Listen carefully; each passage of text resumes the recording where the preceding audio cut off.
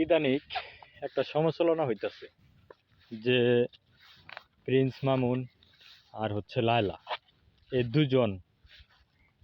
দুজন তারা আমরা জানতাম যে তারা স্বামী স্ত্রী, কিন্তু হঠাৎ করে তাদের ভিতরে এমন কি হয়ে গেল যে তারা দুইজনের একজনও সঠিক উত্তর দিতে পারে না।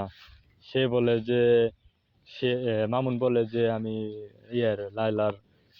লায়লাকে আমি বিয়ে করি নাই। তাহলে ভাই, তুমি তো আর বিয়া করো নাই।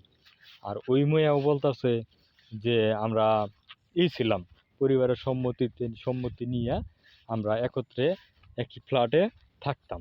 আচ্ছা, মানলাম, কিন্তু তোমরা দুইজনের একজনেও বিয়া করো নাই। বিয়া না কইরা তোমরা মাস তোমরা দিন কাটাইলা, রাত কাটাইলা, কেমনে সম্ভব এটা? হ্যাঁ, তোমরা আর এখন যখনই যে কোনো কিছু নিয়ে হোক আপনার দুইজনের সাথে হয়তো বা কথা কাটাকাটি হয়েছে, কথা কাটাকাটি হওয়ার পরেই লায়লা মামুনের নামে কেস দিছে যে ও নাকি ওর ধর্ষণ করছে।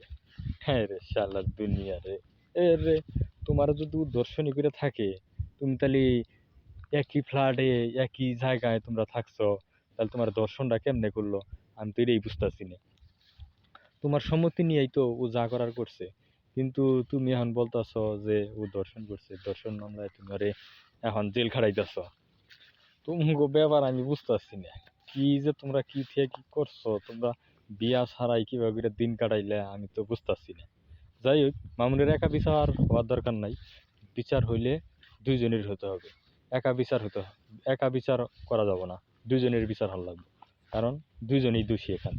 একা তো সে কোনো দিন এক হাতে যেমন তালি বাজে না, তেমনি একা কোনো দিন হয় না। দুইজনেরই দোষ আছে।